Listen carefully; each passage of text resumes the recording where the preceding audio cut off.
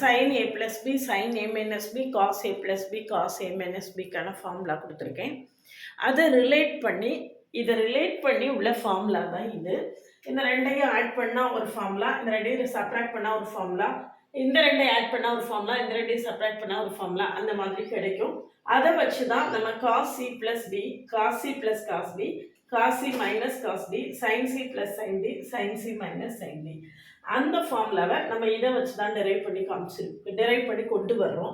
But ஒவ்வொரு தடவையும் derive பண்ண முடியாது அப்படிங்கிறதுனால நம்ம ஃபார்முலாவை இப்படியே மெமரைஸ் பண்ணிக்கணும்.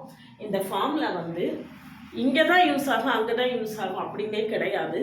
11th ஸ்டாண்டர்ட்லேருந்து நம்ம ஃபைனலாக மேத்தமெட்டிக்ஸை என்னைக்கு வரைக்கும் படிக்கிறோமோ அன்னைக்கு வரைக்கும் இந்த ஃபார்முலா யூஸ் ஆகும். அதனால இந்த ஃபார்முலாவை எல்லாம் எந்த நேரம் கேட்டாலும் நம்மளுக்கு ஈஸியாக சொல்கிற மாதிரி ஞாபகம் வச்சுக்கோங்க. அது ரொம்ப ரொம்ப ஹெல்ப்ஃபுல்லாக இருக்கும். அதனால் பிஜிடிஆர்பி மேத்ஸுக்கு ஆன்லைன் மோடில் கோச்சிங் கிளாஸஸ் இருக்குது. கிளாஸில் ஜாயின் பண்ணவில்லைங்கன்னா காண்டாக்ட் பண்ணுங்கள். கிளாஸஸ் எப்படி இருக்குன்னு கமெண்ட்லேயும் டிஸ்கிரிப்ஷன்லேயும் லிங்க் கொடுத்துருக்கேன். போய் பார்த்துட்டு கம்ஃபர்டபுளாக ஃபீல் பண்ணிங்கன்னா காண்டாக்ட் பண்ணுங்கள். ஷார்ட்ஸில் உள்ள போய் பார்த்தீங்கன்னா ஒவ்வொரு ஷார்ட்ஸ்லையும் ஒரு ஷார்ட்கட்டு, ஒரு எம்சிக்யூ எல்லாம் கொடுத்துருப்பேன்.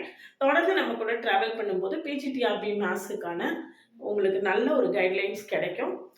ஆன்லைன் கிளாஸ் இருக்குது, ஆன்லைன் டெஸ்ட் பேட்ச் இருக்குது. எது வேணும்னாலும் காண்டாக்ட் பண்ணுங்கள். அதுக்கு முன்னால் என்னுடைய பிளேலிஸ்ட்டையும் ஷார்ட்ஸையும் கட்டாயமாக பார்த்துருங்க.